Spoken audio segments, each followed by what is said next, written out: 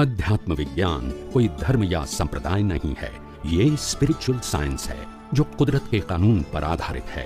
ये विज्ञान पूरे ब्रह्मांड के सभी रहस्यों को उजागर करता है और जीवन के सभी पहलुओं को समझने के लिए एक नई दृष्टि देता है।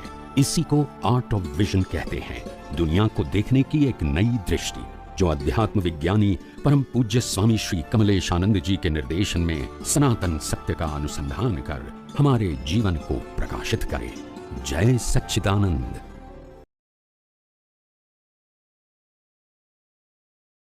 હવે આપણે એક ત્રણ શબ્દો સરખા, જેમ હમણાં પરિણામ શબ્દ બોલ્યા આપણે, કે પરિણામ, પરિણમન અને પરિણતિ, આવા ત્રણ પ્રકારના શબ્દો વપરાય છે કે જે કંઈક અંશે કેટલો પ્રારબ્ધનો ભાગ છે, કોઈક પુરુષાર્થનો ભાગ છે અને કોઈક દ્રષ્ટિનો ભાગ છે. તો એના કંઈક વિશે, કારણ કે જ્યારે બી પરિણામ આવે છે ત્યારે અંદરથી કંઈક કોઈક ઓટોમેટિક પરિણમન પણ થાય છે. એ મારી કોઈક વર્તમાન જ્ઞાન કે અજ્ઞાન દશાને આધારે ભાવાભાવો એની મેતે ઉત્પન્ન થયા કરે છે.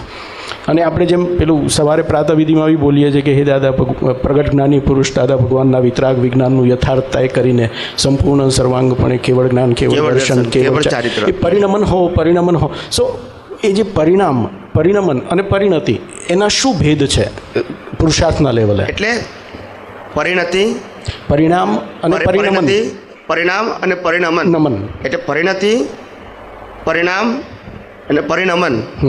એ શું કહેવા માગે છે કે જેવી જેને પરિણતિ હોય એવું પરિણામ અત્યારે અનુભવાય. શું કીધું? જેવી એની અત્યારની પરિણતિ હોય એવું અત્યારે અનુભવ હોય. એનું રિઝલ્ટ ક્યારે આવે? નેક્સ્ટ. એ પરિણામ કહેવાય. શું કહેવાય? પરિણામ કહેવાય. આજે મને એમ કોઈ જ્ઞાન આપ્યું આજે કે ભાઈ આઈસ્ક્રીમ ખાવામાં સુખ છે, એવું જ્ઞાન આપ્યું, બરાબર છે? બરાબર. હવે એ જ્ઞાનને આધારે મારી બિલીફ ફિટ થઈ ગઈ કે આઈસ્ક્રીમ ખાવાથી સુખનો અનુભવ થશે. એટલે પરિણામ, પરિણતિ અને પરિણામ. આ પરિણતિ હતી, ખ્યાલ આવી ગયું? એ આ પરિણમન.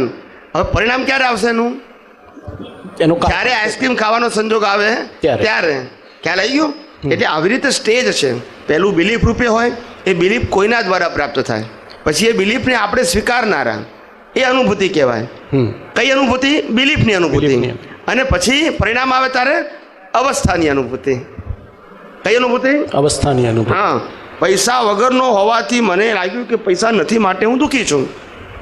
માટે બિલીફ શું છે કે પૈસાથી સુખ છે.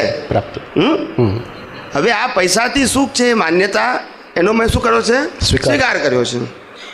એટલે અત્યારે બિલીફ રૂપે મને પૈસામાં સુખ છે એવું છે. અને જ્યારે એકચ્યુઅલ લક્ષ્મી આવે ત્યારે પરિણામ કહેવાય. એટલે લક્ષ્મી આવી એનું હવે સુખ લાગશે, અવસ્થાનું. બરાબર છે. પછી જ્ઞાની પુરુષ આવે ત્યારે તમારી પરિણતિ બદલે છે. શું બદલે છે? પરિણતિ. જેને આપણે બિલીફ કહીએ છીએ, દ્રષ્ટિ કહીએ છીએ. બરાબર. કે ભાઈ સુખ એ તારો સ્વભાવ છે, એ મેળવવાની વસ્તુ નથી, અનુભવવાની વસ્તુ છે. આત્માની અંદર જો સુખ ના હોય તો આ જીવ જે વસ્તુ પર બિલીફ આરોપ કરે છે એમાંથી એને સુખ પ્રાપ્ત થાય નહીં. કારણ કે ભોગવનારો તો તે જ છે, બિલીફ ખાલી ત્યાં છે. અનંત સુખ એનો સ્વભાવ છે, પણ આરોપ ક્યાં કરે છે કે લક્ષ્મીમાં સુખ છે, લક્ષ્મીમાં પ્રાપ્ત થાય એટલે સુખ ભાસે છે. આરોપ કરે છે કે ફરવામાં સુખ છે, ફરે છે એટલે સુખ ભાસે છે. પણ સુખનો સ્ત્રોત ક્યાં છે? અંદર છે. એ સ્વભાવ રૂપે છે. અને તમારો આરોપ વ્યક્તિ, વસ્તુ કે અવસ્થા ઉપર છે. એટલે જ્ઞાની પુરુષે આ વ્યક્તિ, વસ્તુ કે અવસ્થા ઉપર રહેલો જે આરોપ છે એ શું કર્યો? બદલી નાખ્યો. એટલે જે એની બિલીફ થઈ એને પરિણમન કહેવાય.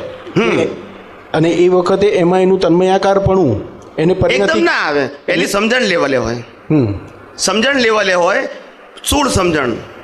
પછી અંદર બિલીફ ફિટ થાય ત્યારે સ્થૂળમાંથી સૂક્ષ્મ સમજણ થાય. અને જ્યારે એકચ્યુઅલ સંજોગ આવે ત્યારે એ લેવલનો એને અનુભવ, જેવી એની બિલીફ ગાઢ હોય એવો એને અનુભવ થાય. સમજાય છે? ઓકે.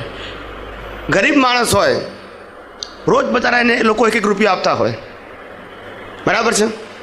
હવે એક દિવસ કોઈ વ્યક્તિ 10 રૂપિયાની નોટ આપે તેનો આનંદ જુદો હોય, બરાબર. અને દિવાળીના દિવસે કે બેસતા વર્ષના દિવસે કોઈ શેઠીઓ 100 રૂપિયાની નોટ આપે તો આનંદ બહુ જ મોટો હોય એનો. એના રેન્જની વાત કરું છું, કારણ કે એની બિલીફને આધારે એનો અનુભવ હોય ને. હવે એ જ વસ્તુ તમને 100 રૂપિયાની નોટ પ્રાપ્ત થતી એવો આનંદ ના થાય. બરાબર છે. કારણ કે તમારી બિલીફ જુદી છે ને. It is not matter of amount, it is matter of your belief. કે તમારી બિલીફમાં તમે કોને આનંદ માનો છો લક્ષ્મીમાંથી, એ તમારી રેન્જ છે. રાઈટ. એટલે અનુભવની રેન્જ પણ બધાની કેવી હોય? અલગ અલગ. અલગ અલગ, કારણ કે બિલીફ પણ અલગ અલગ છે.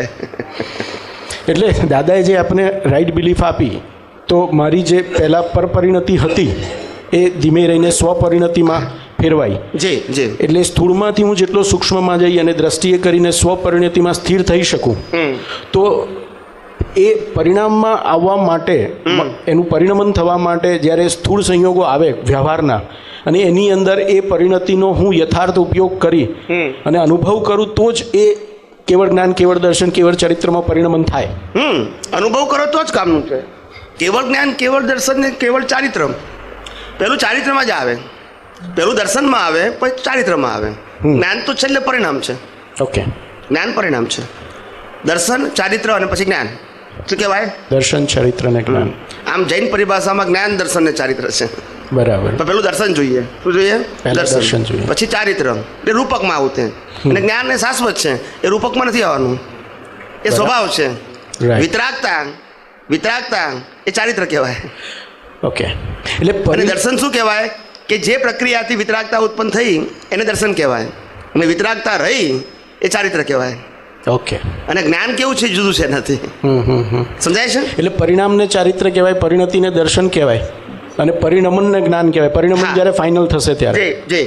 ઓકે. પણ અહીંયા જ્ઞાન અવસ્થામાં રહેલું જ્ઞાન એટલે અનુભવનું જ્ઞાન, આત્માનું જ્ઞાન નહીં. ખાસ ધ્યાન રાખજો. હા, બરાબર. એટલે આ લાઇન ઓફ ડિમાર્કેશન રાખવાની. અત્યારે આપણે જ્ઞાન દર્શન બોલીએ છીએ ને, તે સબ્જેક્ટ ટુ એક્સપિરિયન્સ છે, નોટ સબ્જેક્ટ ટુ સોલ. સોલ, બરાબર છે.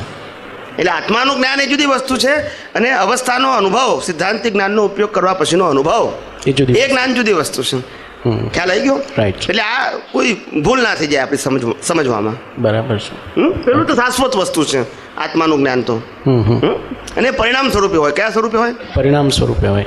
એ પુરુષાર્થ સ્વરૂપે ના આવે. એટલે આ દર્શન, ચારિત્ર, પછી એ જ્ઞાનમાં આવે. છેલ્લા અવતારમાં રેડીમેડ હોય બધું. કેવું હોય? રેડીમેડ હોય જ્ઞાન. કેવળ જ્ઞાન તૈયાર હોય બધું. જન્મ્યા પહેલાં જ નક્કી થઈ ગયું હોય કે આ કેવળીને કે આ તીર્થંકરને કયા સમયે, કયા સ્થળે, કઈ અવસ્થામાં કેવળ જ્ઞાન થવાનું છે, એ કેવળી તીર્થંકરને બેયને નક્કી હોય. એટલે છેલ્લા અવતારમાં પુરુષાર્થ હોતો નથી. આગલા અવતારમાં પુરુષાર્થ હોય, એ દર્શન ને ચારિત્ર છે માટે. રાઈટ. પછી જ્ઞાનમાં પુરુષાર્થ ના હોય, એ જ્ઞાન તૈયાર મળે. એટલે તીર્થંકરોને કેવળ જ્ઞાન ક્યારે થવાનું છે, કેવળીને કેવળ જ્ઞાન ક્યારે થવાનું છે, એ નક્કી જ હોય જન્મ્યા પહેલાં જ. એટલે પુરુષાર્થ હંમેશા દર્શન રૂપે હોય. દર્શન હોય ત્યાં સુધી જ હોય. બોલો. દર્શનનો અનુભવ એ ચારિત્ર કહેવાય. એટલે ચારિત્ર એ દર્શન સાથે કો રિલેટેડ છે. શું છે? જેવું દર્શન, કવિરાજે પદ્મા લખ્યું, જેવું દર્શન છે તેવું તેનું જ્ઞાન જ. એટલે એ જ્ઞાન એટલે ચારિત્ર. એટલે પેલું દર્શનને આધ્યાત્મમાં બે રીતે જ વર્ણવ્યું છે, એક બિલીફ લેવલે અને એક પરસેપ્શન લેવલે, અનુભવના લેવલે. બસ બસ. એટલે જેવું દર્શન છે તેવું તેનું જ્ઞાન. જ્ઞાન એટલે અહીંયા જ્ઞાન શબ્દ ઇઝ ઇક્વલ ટુ ચારિત્ર. પેલું જ્ઞાન નહીં, આત્માનું કેવળ જ્ઞાન નહીં. રાઈટ. બોલો. સ્થૂળતમથી સૂક્ષ્મતમ સુધીની તમામ સંસારી અવસ્થાઓનું જ્ઞાતા. એટલે સ્થૂળ, સૂક્ષ્મ, સૂક્ષ્મતર અને સૂક્ષ્મતમ. તો સૂક્ષ્મતમ કઈ અવસ્થાઓમાં